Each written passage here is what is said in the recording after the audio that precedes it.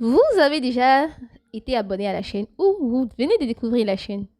Dans ce cas, vous avez déjà entendu parler du programme Au Pair sur cette chaîne. Dans cette vidéo-là, je vais vous donner certains inconvénients qu'a le programme Au Pair sur votre vie. Donc, suivez-la attentivement pour ne pas tomber dans certains pièges quand vous allez vouloir entreprendre ce programme-là. C'est parti!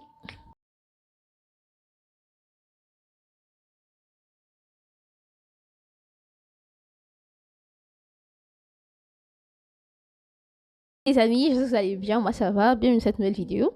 Pour ceux qui ne me connaissent pas, je suis Hélène Adjavin, conceptrice de TipsWorld, fondatrice de Metopo et de Eda Company.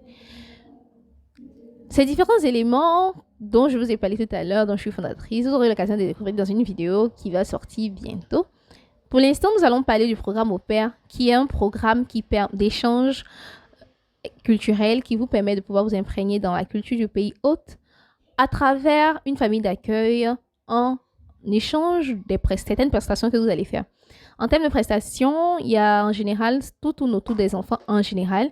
Donc, vous allez en général vous occuper des enfants, soit les ramener à l'école, donc être une sorte de nounou. Voilà, c'est ça, une sorte de nounou. Mais vous avez en échange d'autres avantages. Vous vivez chez la famille, vous êtes nourri, blanchi, soigné, logé. Donc, il y a une panoplie d'avantages que j'aurai l'occasion de vous partager dans une autre vidéo. Mais dans celle-ci, nous allons parler principalement des inconvénients du programme Au Pair qu'il faut surligner. Donc, ça va être une série de 3 vidéos. Donc, la première, déjà, c'est celle-là. Et la semaine prochaine, vous aurez une autre. Et l'autre semaine, vous aurez une autre encore. Donc, n'hésitez pas à vous abonner pour ne pas manquer les vidéos sur ce sujet. Donc, en premier lieu, j'ai ma tablette juste en bas. Je vais regarder un peu les différents éléments que j'ai eu à noter. Donc, en premier lieu, il y a certaines choses qui sont inconvénients, on va dire. Donc, le premier point, déjà, c'est le travail exigeant qu'on va noter. Déjà, comme je recontextualise, pour ceux qui ne savent pas ce que c'est le programme Au Pair, vous vous occupez des enfants. Donc, en général, on demande que vous aimiez les enfants. Donc, si vous aimez les enfants, en général, vous n'allez pas voir le travail un peu trop exigeant. Donc, parce que vous le faites avec amour, vous aimez les enfants, vous donnez à fond. Mais parfois, il peut y arriver des moments où il y a certaines règles qui ne passent pas avec vous, certaines règles établies par la famille que vous n'arrivez pas à suivre. Donc, il y a cet aspect-là qui est un problème. Donc, le travail exigeant. Le travail, par exemple, on vous demandera de vous lever à 5 heures. C'est un exemple un peu... Ouais.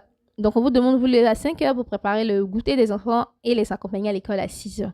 Or, vous avez l'habitude de vous lever à 6 heures. Donc là, il y a une exigence supplémentaire qui va venir. Donc, vous n'allez pas être bien avec ce programme-là. Et aussi, souvent, vous allez essayer, on va vous dire d'aller chercher les enfants à 15 heures, les enfants peuvent tomber malades.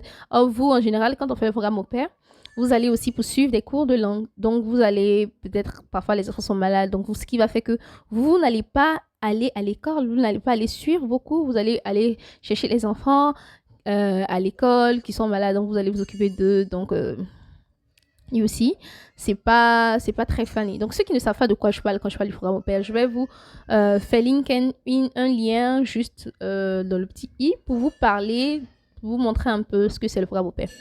Donc, si sur YouTube, vous avez la possibilité de voir un peu en détail ce que c'est le programme Au Pair, parce qu'il y a beaucoup de personnes qui font des programmes Au Pair aux États-Unis, donc pour s'imprégner de la culture américaine. Donc, vous pouvez voir un peu les témoignages de certaines filles.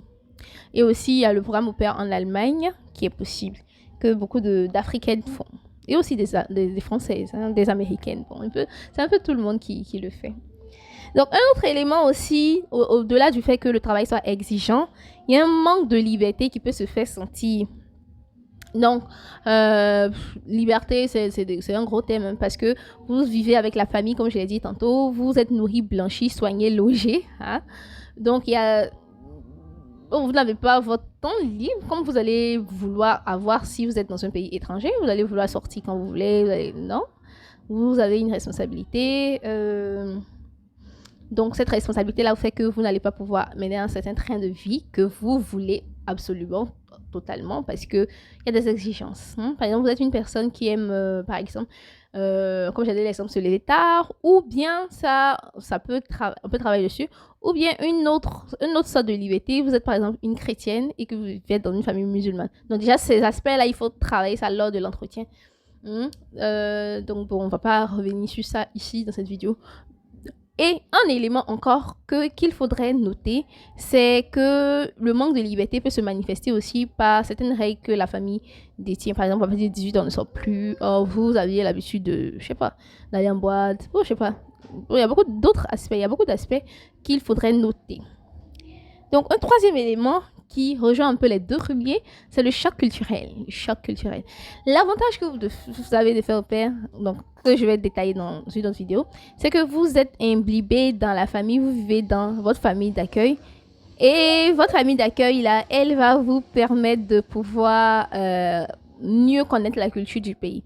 Donc, mais il y a un choc culturel qui va se faire sentir, oui. Par exemple, vous allez dans la famille et il y a certaines choses qui ne sont pas permises chez vous, dans votre pays, mais que les enfants font aux parents. Par exemple, les enfants vont contredire les parents, ou je sais pas. Donc, il y a sûrement un choc culturel aussi au niveau des repas, puisque vous allez dans la famille, vous allez manger ce qui est préparé, vous n'allez pas préparer ce que vous voulez, sauf si la famille vous laisse la liberté de cuisiner ce que vous voulez, mais c'est rare, je pense. C'est rare. Et donc, il y a ce choc culturel au niveau culinaire, au niveau... Le choc culturel, c'est pas quelque chose de mauvais. Quand on parle d'inconvénients, ce sont certains aspects qui limitent, au fait. Donc, le choc culturel, il faudrait vraiment le noter. Parce que ça va être un peu lourd, puisque vous vivez avec les gens. Vous vivez, mais en même temps, ça sera un avantage pour vous dans la société. Donc, le choc culturel, à vivre dans la famille, par exemple, la manière dont Noël est fêté, chez vous, vous prenez des sapins en plastique, mais là-bas où vous êtes, ils vont prendre de vrais sapins, ou je sais pas. Donc, il y a les chocs culturels alimentaires, la manière de se comporter, de se tenir à table, de manger. La famille dans laquelle vous allez être, on mange avec les couverts. Or, vous avez l'habitude de manger avec la main. Bon, je sais pas, il y a beaucoup de petites choses, mais qui vont peut-être vous fatiguer dans les débuts ou peut-être jusqu'à la fin. Le quatrième point, bon, c'est ce qu'on voit généralement sur YouTube dans les remarques qui sont dites. C'est qu'il y a une potentielle exploitation qui est possible. Donc, certaines jeunes dames vont se sentir exploitées ou vont être tout simplement exploitées par les familles.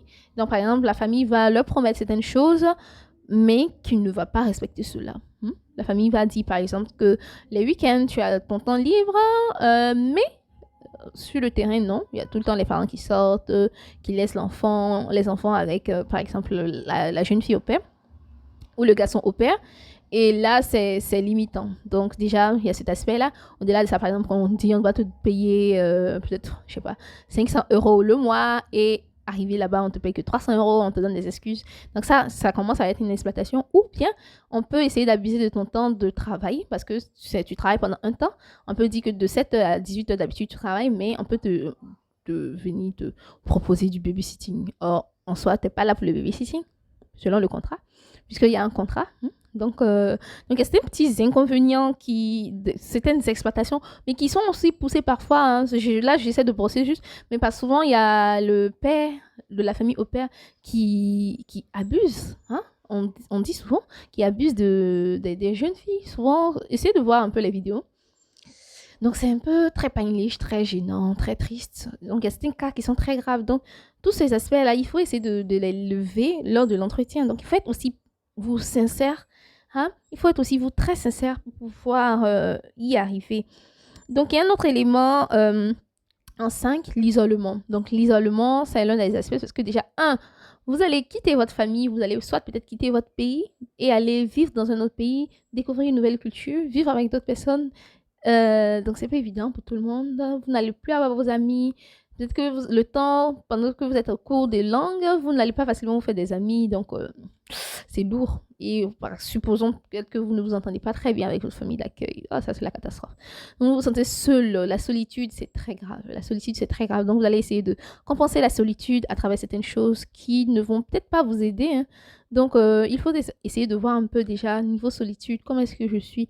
Donc, peut-être si vous êtes quelqu'un de très solitaire, il faut essayer déjà de travailler sur cet aspect-là avant de vouloir vous lancer dans une aventure au pair.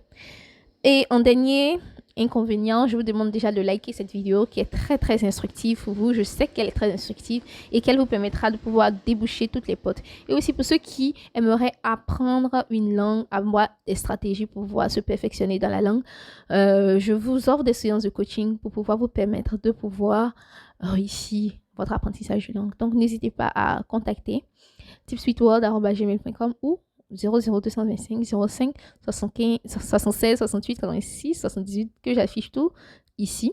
Et également, si vous avez besoin de produits de cheveux, si vous avez envie d'entretenir vos cheveux, de vous rendre plus belle, d'être plus belle. Donc, je vous donne le contact également ici. C'est le même contact que vous pouvez contacter pour pouvoir commander les produits capillaires de très bonne qualité pour pouvoir rendre vos cheveux plus beaux, plus faciles à soigner. Merci.